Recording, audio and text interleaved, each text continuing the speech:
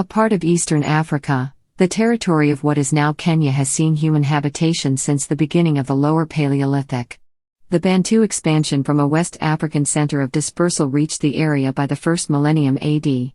With the borders of the modern state at the crossroads of the Bantu, Nilo-Saharan and Afro-Asiatic ethno-linguistic areas of Africa, Kenya is a truly multi-ethnic state. The European and Arab presence in Mombasa dates to the early modern period, but European exploration of the interior began in the 19th century.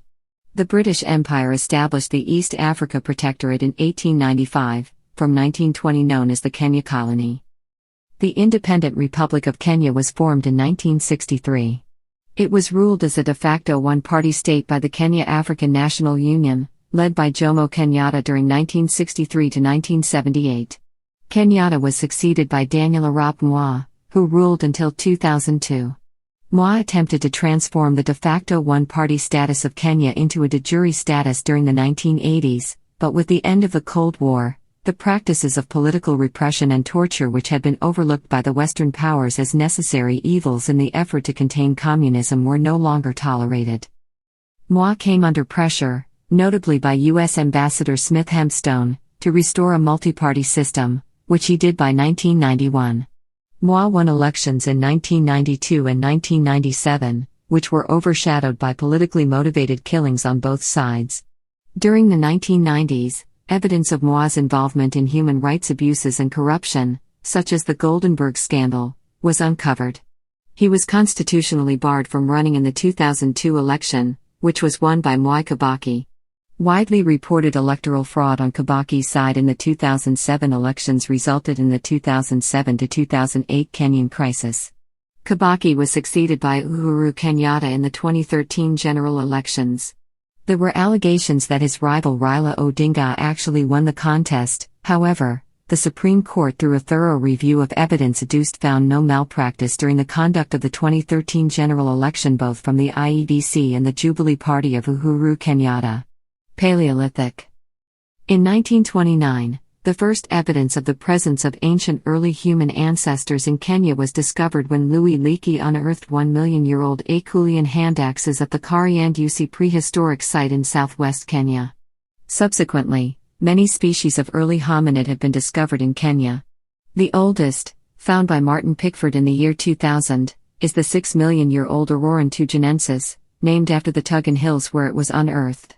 It is the second oldest fossil hominid in the world after Sahelanthropus chudensis. In 1995, Neve Leakey named a new species of hominid Australopithecus animensis following a series of fossil discoveries near Lake Turkana in 1965, 1987 and 1994. It is around 4.1 million years old. In 2011, 3.2-million-year-old stone tools were discovered at Lomkwi near Lake Turkana. These are the oldest stone tools found anywhere in the world and predate the emergence of Homo. One of the most famous and complete hominid skeletons ever discovered was the 1.6-million-year-old Homo erectus known as Nario Kotomboi, which was found by Kamoya Kimu in 1984 on an excavation led by Richard Leakey. The oldest Acheulean tools ever discovered anywhere in the world are from West Turkana, and were dated in 2011 through the method of magnetostratigraphy to about 1.76 million years old. East Africa, including Kenya, is one of the earliest regions where modern humans are believed to have lived. Evidence was found in 2018, dating to about 320,000 years ago, at the Kenyan site of Olorgeili, of the early emergence of modern behaviors including long-distance trade networks, the use of pigments, and the possible making of projectile points. It is observed by the authors of 3 2018 studies on the site, that the evidence of these behaviors is approximately contemporary to the earliest known Homo sapiens fossil remains from Africa, and they suggest that complex and modern behaviors had already begun in Africa around the time of the emergence of Homo sapiens. Further evidence of modern behavior was found in 2021 when evidence of Africa's earliest funeral was found. A 78,000-year-old Middle Stone Age grave of a 3-year-old child was discovered in Ponga Yasedi Cave. Researchers said the child's head appeared to have been laid on a pillow. The body had been laid in a fetal position. Michael Petraglia, a professor of human evolution and prehistory at the Max Planck Institute, said, "It is the oldest human burial in Africa. It tells us something about our cognition, our sociality and our behaviors, and they are all very familiar to us today. Neolithic. The first inhabitants of present-day Kenya were hunter-gatherer groups, akin to the modern Khoisan speakers.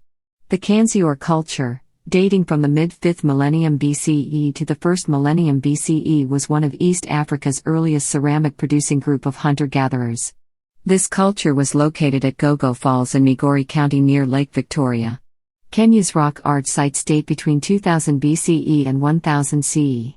This tradition thrived at Mangano Island, Chelalimik Hills, Namaratonga and Lewa Downs. The rock paintings are attributed to the Twa people, a hunter-gatherer group that was once widespread in East Africa. For the most part, these communities were assimilated into various food-producing societies that began moving into Kenya from the 3rd millennium BCE.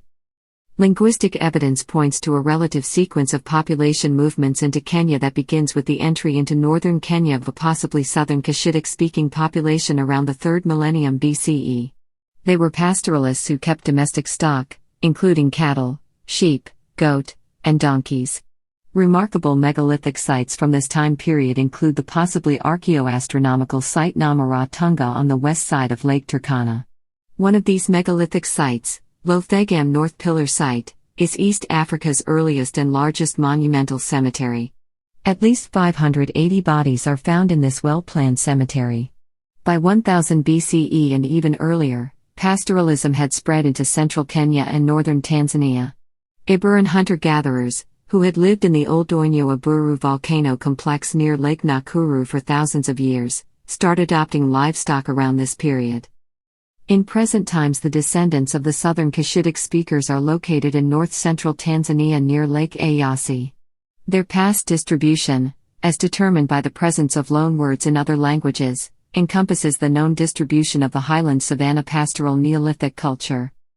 Beginning around 700 BCE, southern Nilotic-speaking communities whose homelands lay somewhere near the common border between Sudan, Uganda, Kenya and Ethiopia moved south into the western highlands and Rift Valley region of Kenya.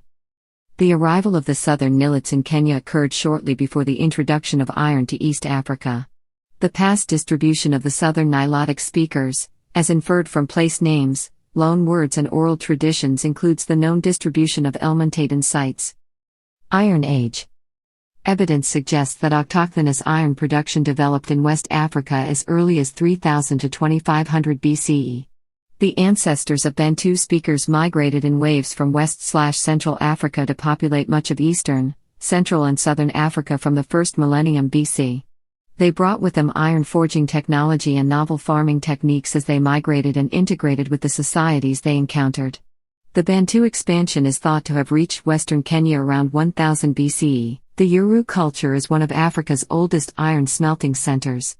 Dating from 550 BCE to 650 BCE, this culture dominated the Great Lakes region including Kenya. Sites in Kenya include Uru, Yala and Uyoma in northern Nyanza. By the 1st century BC, Bantu-speaking communities in the Great Lakes region developed iron forging techniques that enabled them to produce carbon steel. Later migrations through Tanzania led to settlement on the Kenyan coast. Archaeological findings have shown that by 100 BCE to 300 AD, Bantu-speaking communities were present at the coastal areas of Misasa in Tanzania, Kwale in Kenya and Ras Hafun in Somalia. These communities also integrated and intermarried with the communities already present at the coast. Between 300 AD to 1000 AD, through participation in the long-existing Indian Ocean trade route, these communities established links with Arabian and Indian traders, leading to the development of the Swahili culture. Historians estimate that in the 15th century, southern Luo speakers started migrating into western Kenya. The Luo descend from migrants closely related to other Nilotic Luo peoples who moved from South Sudan through Uganda into western Kenya in a slow and multi-generational manner between the 15th and 20th centuries. As they moved into Kenya and Tanzania, they underwent significant genetic and cultural admixture as they encountered other communities that were long established in the region. The walled settlement of Thimlakohinga is the largest and best preserved of 138 sites containing 521 stone structures that were built around the Lake Victoria region in Nyanza province. Carbon dating and linguistic evidence suggest that the site is at least 550 years old. Archaeological and ethnographic analysis of the site taken with historical, linguistic and genetic evidence suggests that the populations that built, maintained and inhabited the site at various phases had significant ethnic admixture.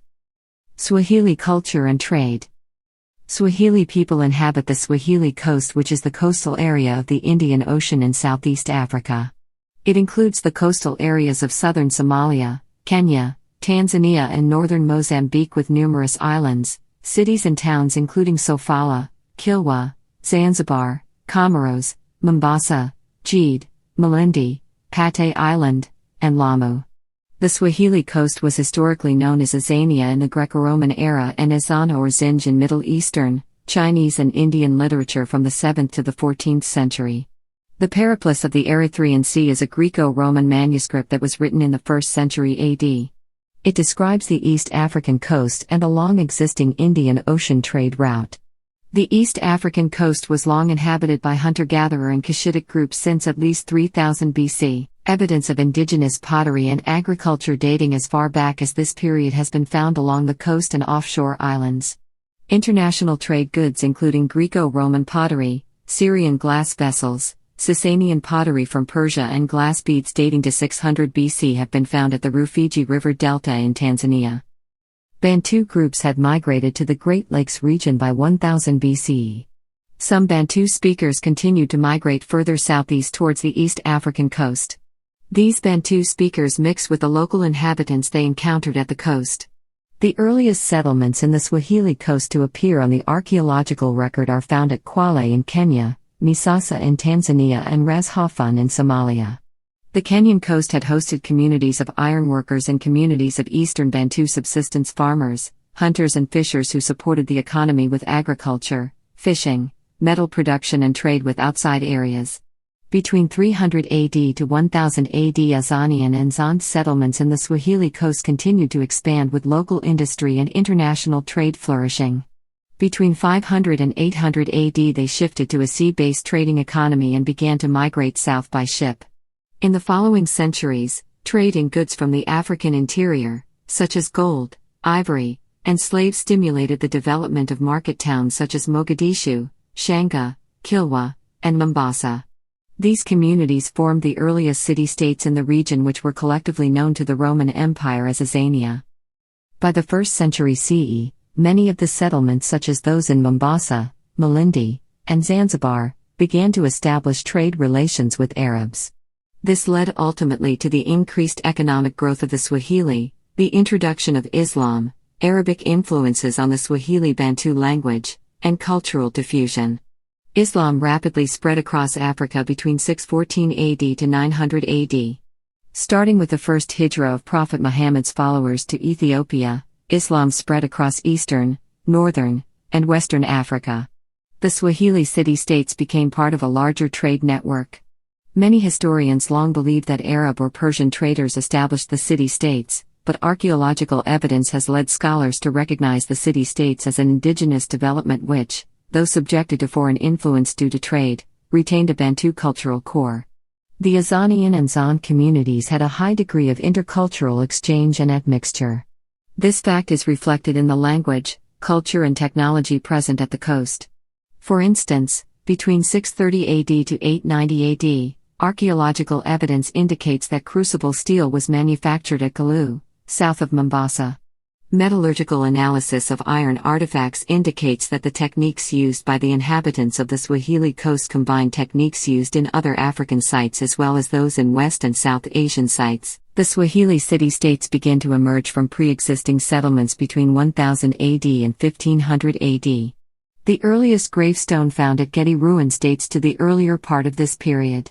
The oldest Swahili texts in existence also date to this period. They were written in Old Swahili script based on Arabic letters. This is the script found on the earliest gravestones. One of the most traveled people of the ancient world, Moroccan explorer Ibn Battuta, visited Mombasa on his way to Kilwa in 1331. He describes Mombasa as a large island with banana, lemon and citron trees. The local residents were Sunni Muslims who he described as religious people, trustworthy and righteous. He noted that their mosques were made of wood and were expertly built. Another ancient traveler, Chinese Admiral Zheng, he visited Malindi in 1418. Some of his ships are reported to have sank near Lamu Island. Recent genetic tests done on local inhabitants confirmed that some residents had Chinese ancestry. Swahili, a Bantu language with many Arabic loan words, developed as a lingua franca for trade between the different peoples. A Swahili culture developed in the towns, notably in Pate, Malindi, and Mombasa. The impact of Arabic and Persian traders and immigrants on the Swahili culture remains controversial. During the Middle Ages, the East African Swahili coast was a wealthy and advanced region, which consisted of many autonomous merchant cities. Wealth flowed into the cities via the Africans' roles as intermediaries and facilitators of Indian, Persian, Arab, Indonesian, Malaysian, African and Chinese merchants. All of these peoples enriched the Swahili culture to some degree. The Swahili culture developed its own written language. The language incorporated elements from different civilizations, with Arabic as its strongest quality. Some Arab settlers were rich merchants who, because of their wealth, gained power, sometimes as rulers of coastal cities. Portuguese and Omani influences. Portuguese explorers appeared on the East African coast at the end of the 15th century. The Portuguese did not intend to found settlements, but to establish naval bases that would give Portugal control over the Indian Ocean. After decades of small-scale conflict, Arabs from Oman defeated the Portuguese in Kenya. The Portuguese became the first Europeans to explore the region of current-day Kenya. Vasco da Gama visited Mombasa in April 1498. Da Gama's voyage successfully reached India, and this initiated direct maritime Portuguese trade links with South Asia, thus challenging older trading networks over mixed land and sea routes, such as the spice trade routes that utilize the Persian Gulf, Red Sea and caravans to reach the eastern Mediterranean. Portuguese rule in East Africa focused mainly on a coastal strip centered in Mombasa. The Portuguese presence in East Africa officially began after 1505, when a naval force under the command of Dom Francisco de Almeida conquered Kilwa, an island located in the southeast of present-day Tanzania.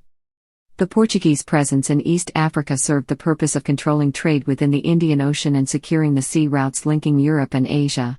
Portuguese naval vessels disrupted the commerce of Portugal's enemies within the western Indian Ocean, and the Portuguese demanded high tariffs on items transported through the area, given their strategic control of ports and of shipping lanes. The construction of Fort Jesus in Mombasa in 1593 aimed to solidify Portuguese hegemony in the region. The Omani Arabs posed the most direct challenge to Portuguese influence in East Africa, besieging Portuguese fortresses. Omani forces captured Fort Jesus in 1698, only to lose it in a revolt, but by 1730 the Omanis had expelled the remaining Portuguese from the coasts of present-day Kenya and Tanzania. By this time the Portuguese Empire had already lost interest in the spice trade sea route because of the decreasing profitability of that traffic.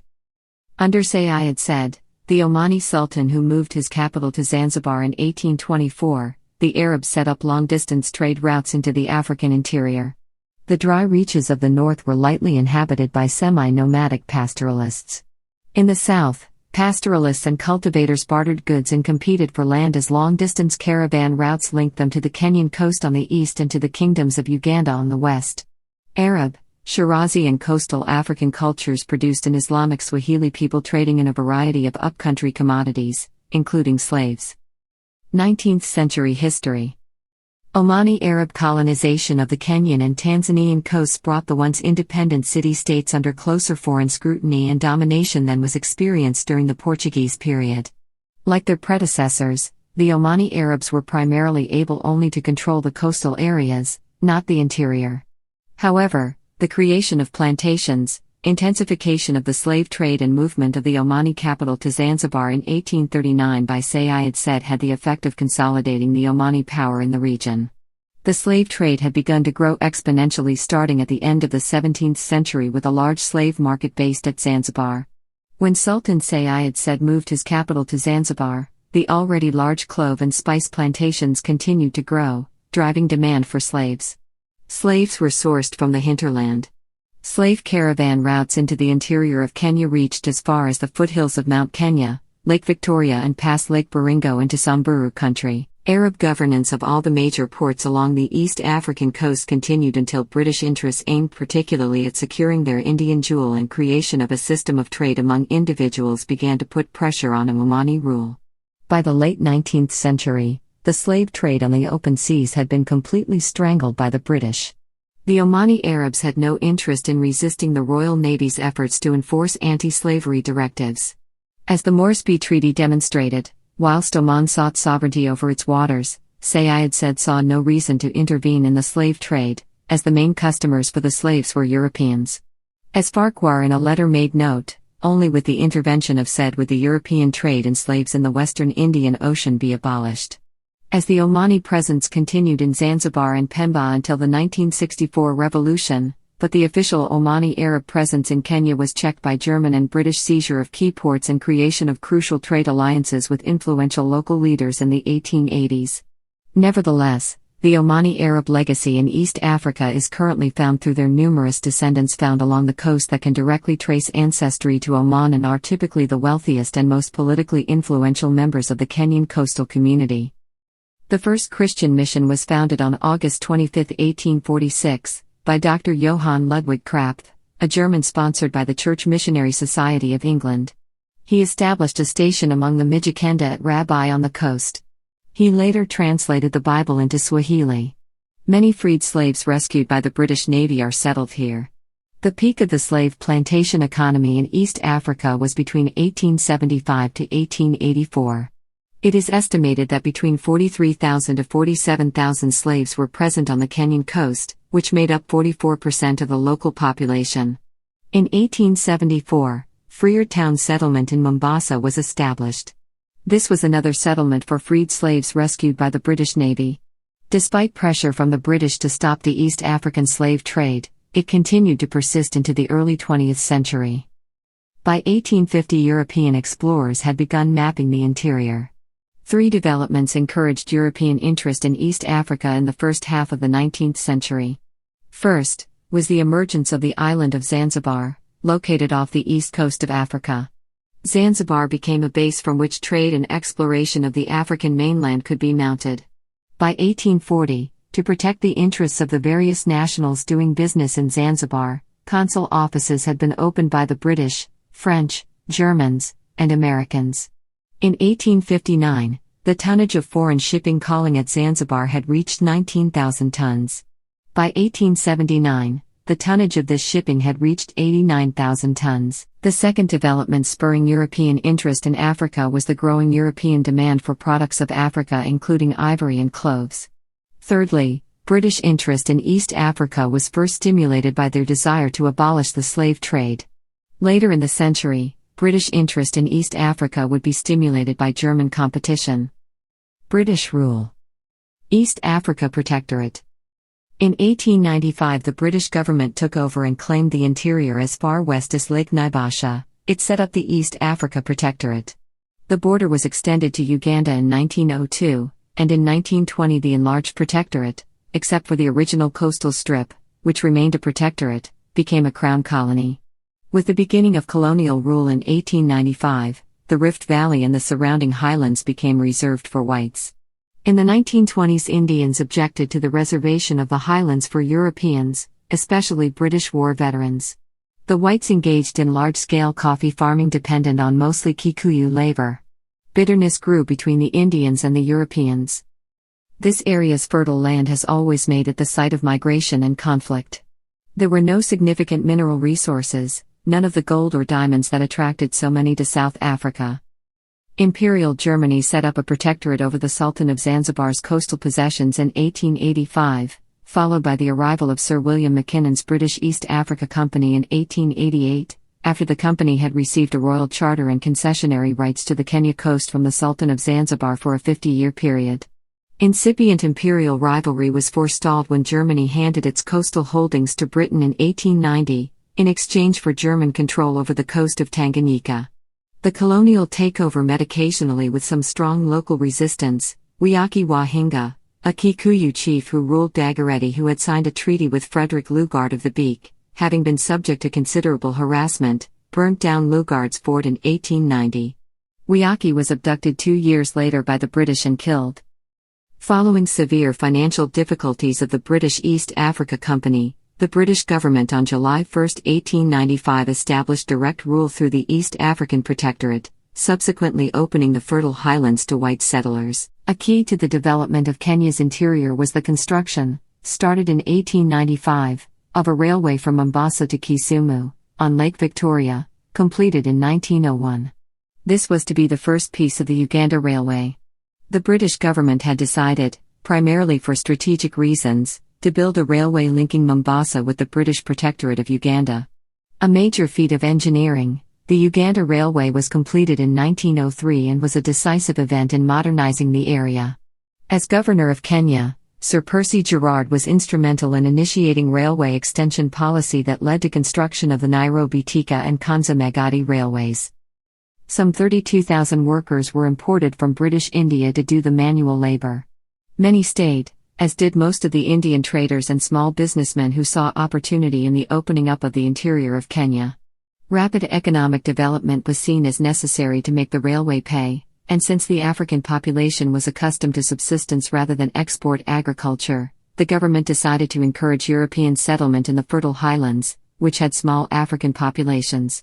The railway opened up the interior, not only to the European farmers, missionaries and administrators, but also to systematic government programs to attack slavery, witchcraft, disease and famine.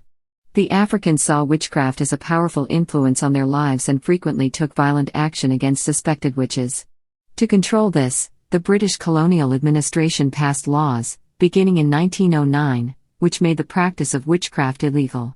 These laws gave the local population a legal, non-violent way to stem the activities of witches. By the time the railway was built, military resistance by the African population to the original British takeover had petered out. However, new grievances were being generated by the process of European settlement. Governor Percy Gerard is associated with the debacle of the Second Maasai Agreement of 1911, which led to their forceful removal from the fertile Laikipia Plateau to semi-arid Ngong. To make way for the Europeans, the Maasai were restricted to the southern Loieta Plains in 1913. The Kikuyu claimed some of the land reserved for Europeans and continued to feel that they had been deprived of their inheritance. In the initial stage of colonial rule, the administration relied on traditional communicators, usually chiefs. When colonial rule was established and efficiency was sought, partly because of settler pressure, newly educated younger men were associated with old chiefs and local native councils. In building the railway, the British had to confront strong local opposition, especially from Koital Arap Samii, a diviner and Nandi leader who prophesied that a black snake would tear through Nandi land spitting fire, which was seen later as the railway line. For 10 years he fought against the builders of the railway line and train.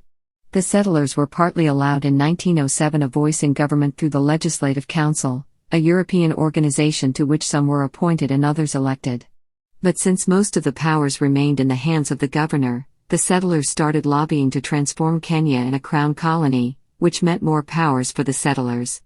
They obtained this goal in 1920, making the council more representative of European settlers, but Africans were excluded from direct political participation until 1944, when the first of them was admitted in the council. First World War. Kenya became a military base for the British in the First World War, as efforts to subdue the German colony to the south were frustrated. At the outbreak of war in August 1914, the governors of British East Africa and German East Africa agreed a truce in an attempt to keep the young colonies out of direct hostilities. However, Lieutenant Karl Paul von Lettow-Vorbeck took command of the German military forces, determined to tie down as many British resources as possible. Completely cut off from Germany, von Lettow conducted an effective guerrilla warfare campaign, living off the land, capturing British supplies, and remaining undefeated. He eventually surrendered in Zambia 11 days after the armistice was signed in 1918. To chase von Lettow, the British deployed Indian Army troops from India and then needed large numbers of porters to overcome the formidable logistics of transporting supplies far into the interior by foot. The Carrier Corps was formed and ultimately mobilized over 400,000 Africans, contributing to their long-term politicization. Kenya Colony. An early anti-colonial movement opposed to British rule known as Mumboism took root in South Nyanza in the early 20th century. Colonial authorities classified it as a millennialist cult. It has since been recognized as an anti-colonial movement. In 1913, Onyango Dund of central Kavirondo proclaimed to have been sent by the serpent god of Lake Victoria, Mumbo to spread his teachings. The colonial government recognized this movement as a threat to their authority because of the Mumbo Creed. Mumbo pledged to drive out the colonialists and their supporters and condemned their religion. Violent resistance against the British had proven to be futile as the Africans were outmatched technologically. This movement therefore focused on anticipating the end of colonialism, rather than actively inducing it. Mumboism spread amongst Luo people and Kisi people. The colonial authorities suppressed the movement by deporting and imprisoning adherents in the 1920s and 1930s. It was officially banned in 1954 following the Mao Mao Rebellion. The first stirrings of modern African political organization in Kenya colonies sought to protest pro-settler policies, increased taxes on Africans and the despised Kipand.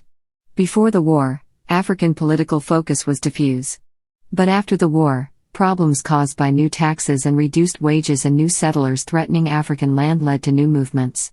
The experiences gained by Africans in the war, coupled with the creation of the white settler-dominated Kenya Crown Colony, gave rise to considerable political activity. Ishmael Ithongo called the first mass meeting in May 1921 to protest African wage reductions. Harry Thaku formed the Young Kikuyu Association and started a publication called Tangazo, which criticized the colonial administration and missions. The Ika gave a sense of nationalism to many Kikuyu and advocated civil disobedience. The Ika gave way to the Kikuyu Association, which was the officially recognized tribal body with Harry Thaku as its secretary. Through the Ka, Thaku advocated for African suffrage. Deeming it unwise to base a nationalist movement around one tribe, Thaku renamed his organization the East African Association and strived for multi-ethnic membership by including the local Indian community and reaching out to other tribes. The colonial government accused Thaku of sedition, arrested him and detained him until 1930. In Kavirondo, a strike at a mission school, organized by Doidi Basudi, raised concerns about the damaging implications on African land ownership by switching from the East African Protectorate to the Kenyan colony. A series of meetings dubbed Piney Owacho culminated in a large mass meeting held in December 1921 advocating for individual title deeds, getting rid of the Kipand system and a fairer tax system. Archdeacon W. E. Owen, an Anglican missionary and prominent advocate for African affairs, formalized and canalized this movement as the president of the Kavirondo Taxpayers Welfare Association. Bound by the same concerns, James Botha initiated an alliance between the Kikuyu and Luo communities. In the mid-1920s, the Kikuyu Central Association was formed. Led by Joseph Kenjith and Jesse Kariuki, it picked up from Harry Thaku's East African Association, except that it represented the Kikuyu almost exclusively. Johnston Kenyatta was the secretary and editor of the association's publication Mugwithanya. The KCA focused on unifying the Kikuyu into one geographic polity, but its project was undermined by controversies over ritual tribute, land allocation and the ban on female circumcision. They also fought for the release of Harry Thaku from detention. Upon Thaku's release, he was elected president of the KCA. The government banned the KCA after World War II began, when Jesse Kariuki compared the compulsory relocation of Kikuyus who lived near white-owned land to Nazi policies on compulsory relocation of people. Most political activity between the wars was local, and this succeeded most among the Luo of Kenya, where progressive young leaders became senior chiefs. By the later 1930s, government began to intrude on ordinary Africans through marketing controls, stricter educational supervision and land changes. Traditional chiefs became irrelevant and younger men became communicators by training in the missionary churches and civil service. Pressure on ordinary Kenyans by governments in a hurry to modernize in the 1930s to 1950s enabled the mass political parties to acquire support for centrally focused movements, but even these often relied on local communicators. During the early part of the 20th century, the interior Central Highlands were settled by British and other European farmers, who became wealthy farming coffee and tea. By the 1930s, approximately 30,000 white settlers lived in the area and gained a political voice because of their contribution to the market economy. The area was already home to over 1 million members of the Kikuyu tribe, most of whom had no land claims in European terms, and lived as itinerant farmers. To protect their interests, the settlers banned the growing of coffee, introduced a hut tax, and the landless were granted less and less land in exchange for their labor. A massive exodus to the cities ensued as their ability to provide a living from the land dwindled. Representation. Kenya became a focus of resettlement of young, upper-class British officers after the war, giving a strong aristocratic tone to the white settlers. If they had £1,000 in assets, they could get a free 1,000 acres. The goal of the government was to speed up modernization and economic growth. They set up coffee plantations, which required expensive machinery, a stable labor force, and 4 years to start growing crops. The veterans did escape democracy and taxation in Britain, but they failed in their efforts to gain control of the colony. The upper-class bias in migration policy meant that whites would always be a small minority. Many of them left after independence. Power remained concentrated in the governor's hands. Weak legislative and executive councils made up of official appointees were created in 1906. The European settlers were allowed to elect representatives to the Legislative Council in 1920, when the colony was established. The white settlers, 30,000 strong, sought responsible government, in which they would have a voice. They opposed similar demands by the far more numerous Indian community. The European settlers gained representation for themselves and minimized representation on the Legislative Council for Indians and Arabs. The government appointed a European to represent African interests on the council. In the Devonshire Declaration of 1923, the Colonial Office declared that the interests of the Africans must be paramount. Achieving that goal took 4 decades. Historian Charles Mowat explained the issues. Native interests should come first, but this proved difficult to apply, where some 10,000 white settlers, many of them ex-officers of the war, insisted that their interests came before those of the 3 million natives and 23,000 Indians in the colony, and demanded responsible government, provided that they alone bore the responsibility. After 3 years of bitter dispute, provoked not by the natives but by the Indians, vigorously backed by the Government of India, the Colonial Office gave judgment: the interest of the natives was paramount, and responsible government out of the question, but no drastic change was contemplated, thus in effect preserving the ascendancy of the settlers. Second World War. In the Second World War, Kenya became an important British military base for successful campaigns against Italy in the Italian Somaliland and Ethiopia. The war brought money and an opportunity for military service for 98,000 men, called askaris. The war stimulated African nationalism. After the war, African ex-servicemen sought to maintain the socio-economic gains they had accrued through service in the King's African Rifles. Looking for middle-class employment and social privileges, they challenged existing relationships within the colonial state. For the most part, veterans did not participate in national politics, believing that their aspirations could best be achieved within the confines of colonial society. The social and economic connotations of car service, combined with the massive wartime expansion of Kenyan defense forces, created a new class of modernized Africans with distinctive characteristics and interests. These socio-economic perceptions proved powerful after the war. Rural trends.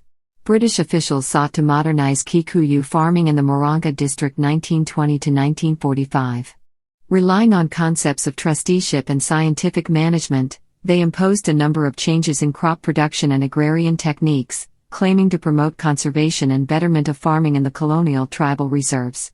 While criticized as backward by British officials and white settlers, African farming proved resilient, and Kikuyu farmers engaged in widespread resistance to the colonial state's agrarian reforms.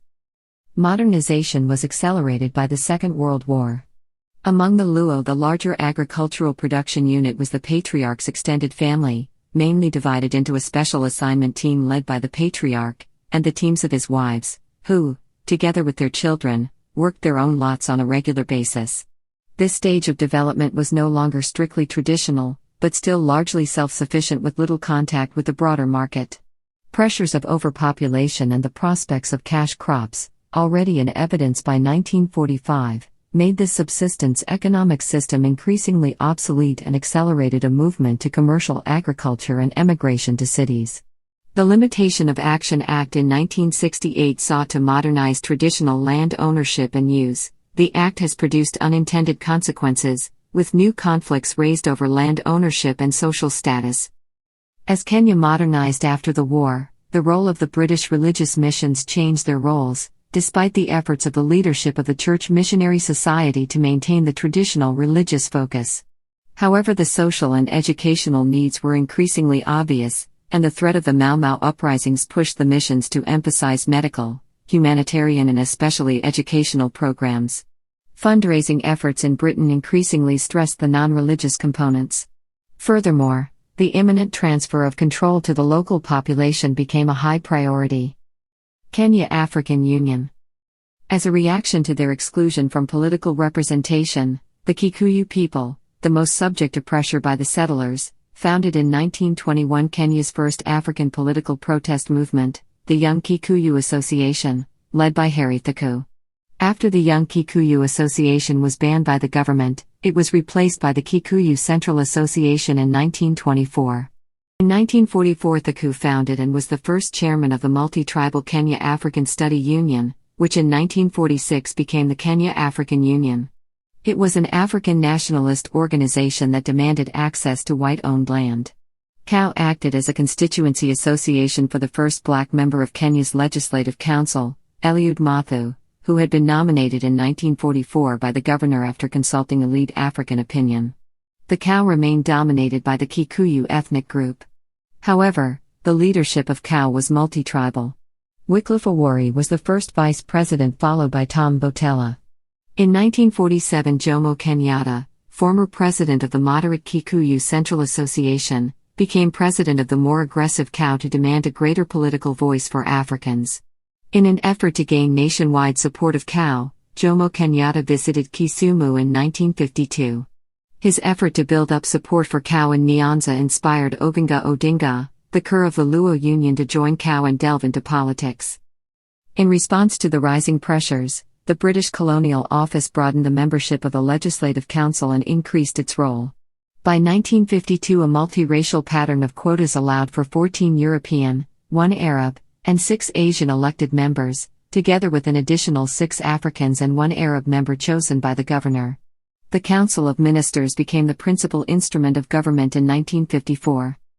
Mao Mao Uprising. A key watershed came from 1952 to 1956, during the Mao Mao Uprising, an armed local movement directed principally against the colonial government and the European settlers. It was the largest and most successful such movement in British Africa. Members of the 40 Group, World War II veterans, including Stanley Mathinge, Bildad Kajia and Fred Kubai, became core leaders in the rebellion. Their experiences during the World War II awakened their political consciousness, giving them determination and confidence to change the system. Key leaders of KAU, known as the Kapenguria Six, were arrested on the 21st of October. They include Jomo Kenyatta, Paul Ngiai, Kungu Karumba, Bildad Kajia, Fred Kubai, and Aching Oneko. Kenyatta denied he was a leader of the Mau Mau but was convicted at trial and was sent to prison in 1953, gaining his freedom in 1961. An intense propaganda campaign by the colonial government effectively discouraged other Kenyan communities, settlers, and the international community from sympathizing with the movement by emphasizing on real and perceived acts of barbarism perpetrated by the Mau Mau. Although a much smaller number of Europeans lost their lives compared to Africans during the uprising, each individual European loss of life was publicized in disturbing detail, emphasizing elements of betrayal and bestiality. As a result, the protest was supported almost exclusively by the Kikuyu, despite issues of land rights and anti-European, anti-Western appeals designed to attract other groups. The Mau Mau movement was also a bitter internal struggle among the Kikuyu. Harry Thiku said in 1952, "Today we, the Kikuyu, stand ashamed and looked upon as hopeless people in the eyes of other races and before the government. Why? Because of the crimes perpetrated by Mau Mau and because the Kikuyu have made themselves Mau Mau." That said, other Kenyans directly or indirectly supported the movement. Notably, Pio Gama Pinto, a Kenyan of Goan descent, facilitated the provision of firearms to forest fighters. He was arrested in 1954 and detained until 1959. Another notable example was the pioneering lawyer Arguings Kodek, the first East African to obtain a law degree. He became known as the Mau Mau lawyer as he would successfully defend Africans accused of Mau Mau crimes pro bono.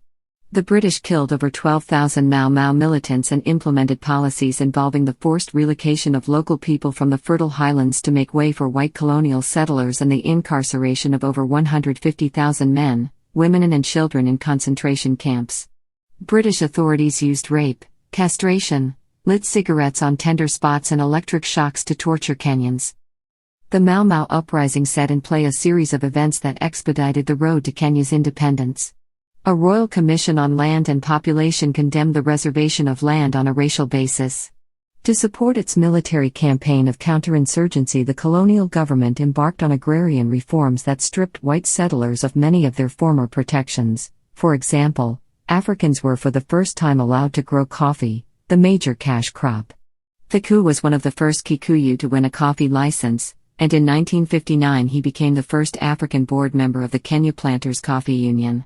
The East African Salaries Commission put forth a recommendation equal pay for equal work that was immediately accepted. Racist policies in public places and hotels were eased. John David Drummond, 17th Earl of Perth and Minister of State for Colonial Affairs, stated, "The effort required to suppress Mau Mau destroyed any settlers' illusions that they could go it alone. The British government was not prepared for the shedding of blood in order to preserve colonial rule." Trade unionism and the struggle for independence. The pioneers of the trade union movement were Maken Singh, Fred Kubai, and Bildad Kajia.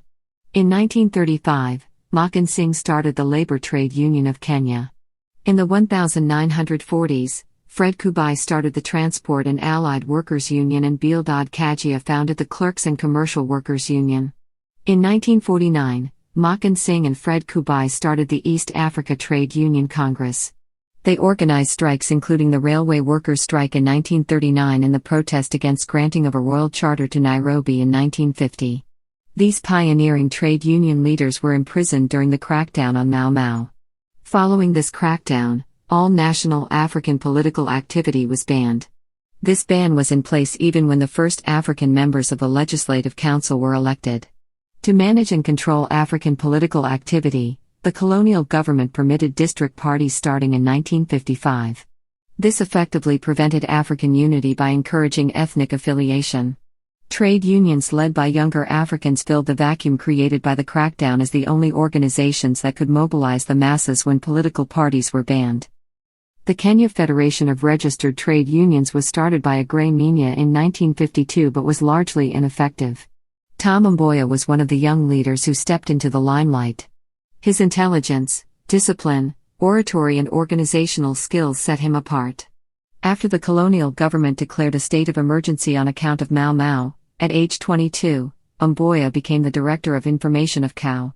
After COW was banned, Mboya used the Kikuyu to represent African political issues as its Secretary General at 26 years of age. The Kikuyu was backed by the Western-leaning International Confederation of Free Trade Unions. Tom Mboya then started the Kenya Federation of Labour in place of Kikuyu, which quickly became the most active political body in Kenya, representing all the trade unions. Mboya's successes in trade unionism earned him respect and admiration. Mboya established international connections, particularly with labor leaders in the United States of America through the Kikuyu.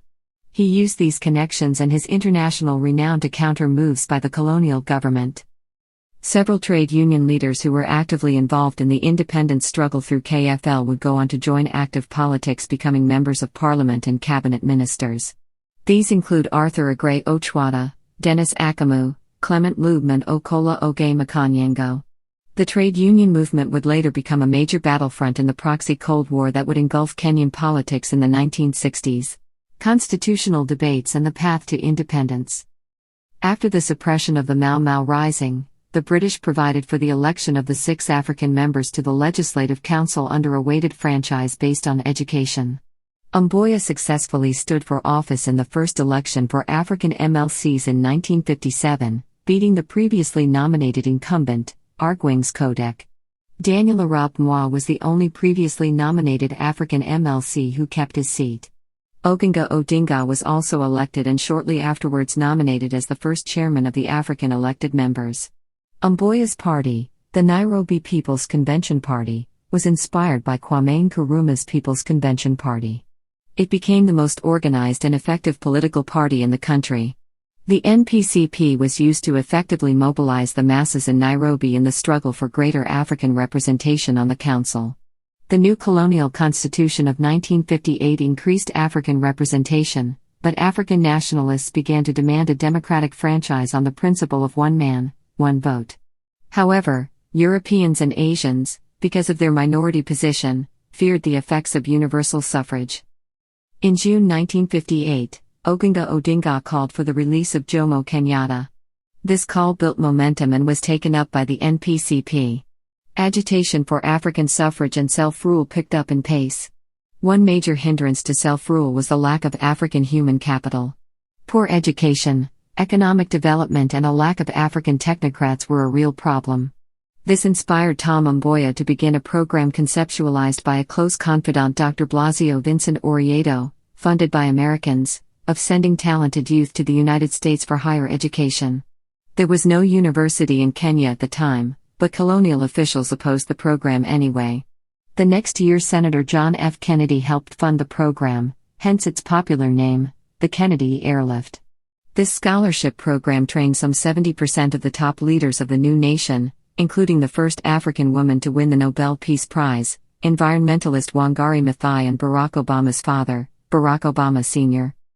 At a conference held in 1960 in London, agreement was reached between the African members and the British settlers of the New Kenya Group, led by Michael Blundell. However, many whites rejected the New Kenya Group and condemned the London Agreement, because it moved away from racial quotas and toward independence. Following the agreement, a new African party, the Kenya African National Union, with the slogan Uhuru, or freedom, was formed under the leadership of Kikuyu leader James S. Gichuru and Labour leader Tom Mboya. KANU was formed in May 1960 when the Kenya African Union merged with the Kenya Independence Movement and Nairobi People's Convention Party. Mboya was a major figure from 1951 until his death in 1969. He was praised as non-ethnic or anti-tribal, and attacked as an instrument of Western capitalism. Mboya is General Secretary of the Kenya Federation of Labour and a leader in the Kenya African National Union. Before and after independence, skillfully managed the tribal factor in Kenyan economic and political life to succeed as a Luo in a predominantly Kikuyu movement. A split in KANU produced the breakaway rival party, the Kenya African Democratic Union, led by Ronald Ngala and Masinde Muliro. In the elections of February 1961, KANU won 19 of the 33 African seats while KAJU won 11. Kenyatta was finally released in August and became president of KANU in October. Independence. In 1962, a KANU-KAJU coalition government, including both Kenyatta and Ngala, was formed. The 1962 constitution established a bicameral legislature consisting of a 117-member House of Representatives and a 41-member Senate. The country was divided into 7 semi-autonomous regions, each with its own regional assembly. The quota principle of reserved seats for non-Africans was abandoned, and open elections were held in May 1963. KAJU gained control of the assemblies in the Rift Valley, Coast and Western regions. KANU won majorities in the Senate and House of Representatives, and in the assemblies in the Central, Eastern and Nyanza regions. Kenya now achieved internal self-government with Jomo Kenyatta as its first president. The British and KANU agreed, over KAJU protests, to constitutional changes in October 1963, strengthening the central government. Kenya attained independence on June 1, 1963 and was declared a republic on December 12, 1964 with Jomo Kenyatta as head of state. In 1964, constitutional changes further centralized the government and various state organs were formed. One of the key state organs was the Central Bank of Kenya, which was established in 1966. The British government bought out the white settlers and they mostly left Kenya. The Indian minority dominated retail business in the cities and most towns, but was deeply distrusted by the Africans.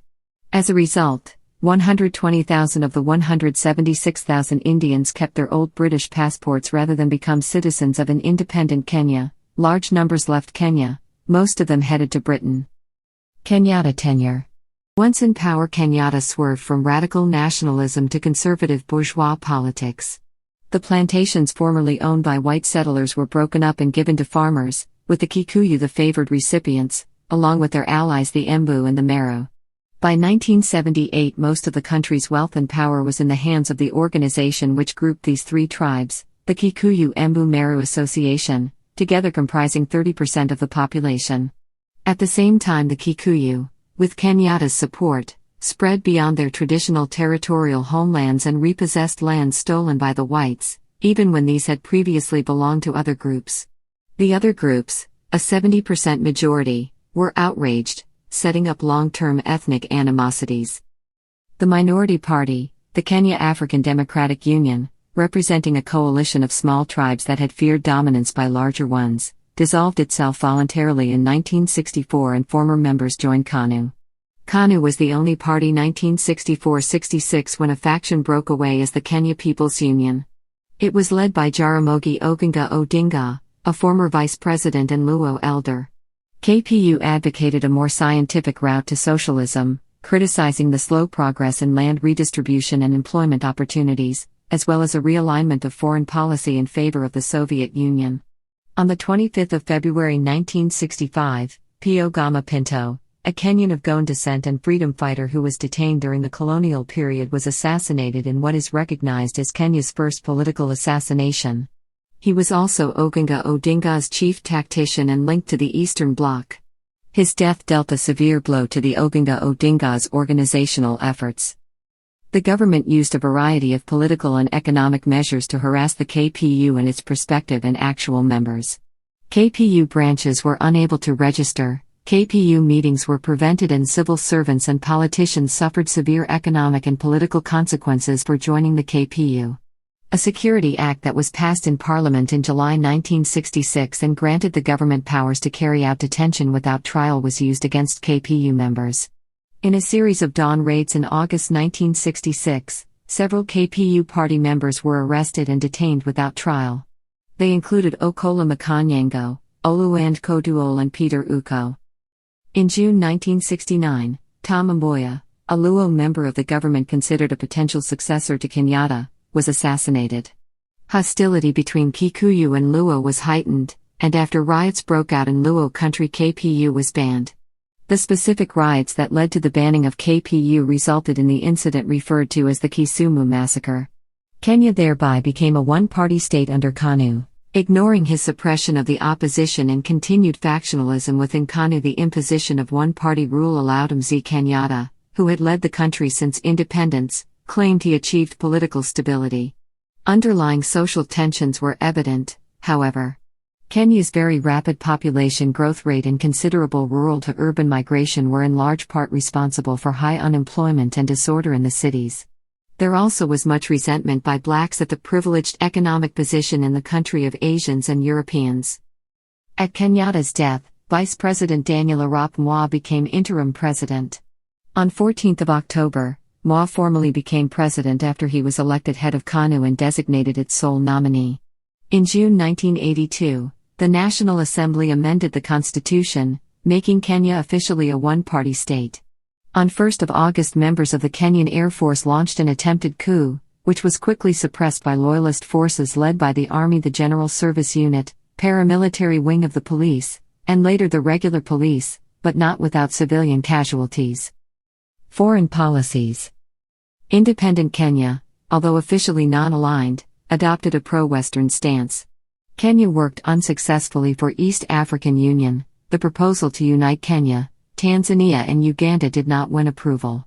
However, the three nations did form a loose East African community in 1967, that maintained the customs union and some common services that they had shared under British rule. The EAC collapsed in 1977 and it was officially dissolved in 1984. Kenya's relations with Somalia deteriorated over the problem of Somalis in the northeastern province who tried to secede and were supported by Somalia. In 1968, however, Kenya and Somalia agreed to restore normal relations, and the Somali rebellion effectively ended. Moi regime. Kenyatta died in 1978 and was succeeded by Daniel Arap Moi, who ruled as president 1978 to 2002. Moi, a member of the Kalenjin ethnic group, quickly consolidated his position and governed in an authoritarian and corrupt manner. By 1986, Moi had concentrated all the power, and most of its attendant economic benefits, into the hands of his Kalenjin tribe and of a handful of allies from minority groups. August 1, 1982, lower-level Air Force personnel, led by Senior Private Grade I Hezekiah Ochuka and backed by university students, attempted a coup d'état to oust Moi. The putsch was quickly suppressed by forces commanded by Army Commander Mahmoud Mohammed, a veteran Somali military official. In the coup's aftermath, some of Nairobi's poor Kenyans attacked and looted stores owned by Asians. Robert Uko, the senior Luo in Mwa's cabinet, was appointed to expose corruption at high levels, but was murdered a few months later. Mwa's closest associate was implicated in Uko's murder. Mwa dismissed him but not before his remaining Luo support had evaporated. Germany recalled its ambassador to protest the increasing brutality of the regime, and foreign donors pressed Mwa to allow other parties, which was done in December 1991 through a constitutional amendment. On the heels of the Garissa Massacre of 1980, Kenyan troops committed the Wagala Massacre in 1984 against thousands of civilians in the northeastern province. An official probe into the atrocities was later ordered in 2011. Multi-party politics. After local and foreign pressure, in December 1991, Parliament repealed the one-party section of the Constitution. The Forum for the Restoration of Democracy emerged as the leading opposition to KANU, and dozens of leading KANU figures switched parties. But Ford, led by Oginga Odinga, a Luo, and Kenneth Matiba, a Kikuyu, split into two ethnically based factions. In the first open presidential elections in a quarter century, in December 1992, Mwa won with 37% of the vote, Matiba received 26%, Mwai Kibaki 19%, and Odinga 18%. In the assembly, KANU won 97 of the 188 seats at stake. Mwa's government in 1993 agreed to economic reforms long urged by the World Bank and the International Monetary Fund, which restored enough aid for Kenya to service its $7.5 billion foreign debt. Obstructing the press both before and after the 1992 elections, Mwa continually maintained that multi-party politics would only promote tribal conflict. His own regime depended upon exploitation of intergroup hatreds. Under Mwa, the apparatus of clientage and control was underpinned by the system of powerful provincial commissioners, each with a bureaucratic hierarchy based on chiefs that was more powerful than the elected members of parliament. Elected local councils lost most of their power, and the provincial bosses were answerable only to the central government, which in turn was dominated by the president. The emergence of mass opposition in 1990-91 and demands for constitutional reform were met by rallies against pluralism. The regime leaned on the support of the Kalenjin and incited the Maasai against the Kikuyu. Government politicians denounced the Kikuyu as traitors, obstructed their registration as voters, and threatened them with dispossession. In 1993 and after, mass evictions of Kikuyu took place, often with the direct involvement of army, police, and game rangers. Armed clashes and many casualties, including deaths, resulted. Further liberalization in November 1997 allowed the expansion of political parties from 11 to 26. President Mwa won re-election as president in the December 1997 elections, and his KANU party narrowly retained its parliamentary majority. Mwa ruled using a strategic mixture of ethnic favoritism, state repression, and marginalization of opposition forces. He utilized detention and torture, looted public finances, and appropriated land and other property. Mwa sponsored irregular army units that attacked the Luo, Luya, and Kikuyu communities, and he disclaimed responsibility by assigning the violence to ethnic clashes arising from a land dispute. Beginning in 1998, Mwa engaged in a carefully calculated strategy to manage the presidential succession in his and his party's favor. Faced with the challenge of a new, multi-ethnic political coalition, Mwa shifted the axis of the 2002 electoral contest from ethnicity to the politics of generational conflict. The strategy backfired, ripping his party wide open and resulting in its humiliating defeat of his candidate, Kenyatta's son, in the December 2002 general elections. Recent history. 2002 elections. Constitutionally barred from running in the December 2002 presidential elections, Mwa unsuccessfully promoted Uhuru Kenyatta, the son of Kenya's first president, as his successor. A rainbow coalition of opposition parties routed the ruling KANU party, and its leader, Mwa's former vice president Mwai Kibaki, was elected president by a large majority. On December 27, 2002, by 62% the voters overwhelmingly elected members of the National Rainbow Coalition to Parliament and Na-RC candidate Mwai Kibaki to the presidency. Voters rejected the Kenya African National Union's presidential candidate, Uhuru Kenyatta, the hand-picked candidate of outgoing President Mwa. International and local observers reported the 2002 elections to be generally more fair and less violent than those of both 1992 and 1997. His strong showing allowed Kibaki to choose a cabinet, to seek international support and to balance power within the NARC. Economic trends. Kenya witnessed a spectacular economic recovery, helped by a favorable international environment. The annual rate of growth improved from -1.6% in 2002 to 2.6% by 2004, 3.4% in 2005, and 5.5% in 2007. However, social inequalities also increased. The economic benefits went disproportionately to the already well-off. Corruption reached new depths, matching some of the excesses of the Moi years. Social conditions deteriorated for ordinary Kenyans, who faced a growing wave of routine crime in urban areas, pitched battles between ethnic groups fighting for land, and a feud between the police and the Mungiki sect, which left over 120 people dead in May to November 2007 alone. 2007 elections and ethnic violence.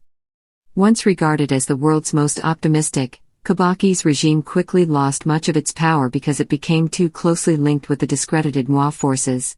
The continuity between Kibaki and Moi set the stage for the self-destruction of Kibaki's National Rainbow Coalition, which was dominated by Kikuyus.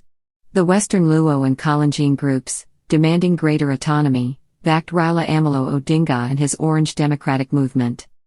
In the December 2007 elections, Odinga, the candidate of the ODM, attacked the failures of the Kibaki regime.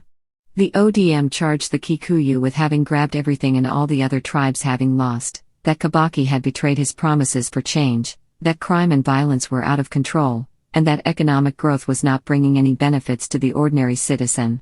In the December 2007 elections, the ODM won majority seats in parliament, but the presidential elections votes were marred by claims of rigging by both sides.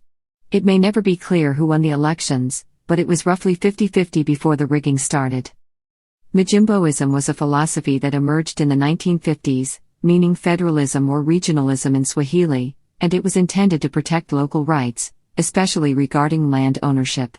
Today, Majimboism is code for certain areas of the country to be reserved for specific ethnic groups, fueling the kind of ethnic cleansing that has swept the country since the election. Majimboism has always had a strong following in the Rift Valley, the epicenter of the recent violence, where many locals have long believed that their land was stolen by outsiders. The December 2007 election was in part a referendum on Majimboism. It pitted today's Majimboists, represented by Odinga, who campaigned for regionalism, against Kibaki, who stood for the status quo of a highly centralized government that has delivered considerable economic growth but has repeatedly displayed the problems of too much power concentrated in too few hands, corruption, aloofness, favoritism and its flip side, marginalization. In the town of Lundiani in the Rift Valley, Kikuyu traders settled decades ago. In February 2008, hundreds of Kalenjin raiders poured down from the nearby Scruffy Hills and burned a Kikuyu school. 300,000 members of the Kikuyu community were displaced from Rift Valley province. Kikuyus quickly took revenge, organizing into gangs armed with iron bars and table legs and hunting down Luos and Kalenjins in Kikuyu-dominated areas like Nakuru. "We are achieving our own perverse version of Majimboism," wrote one of Kenya's leading columnists, Macharia Gato.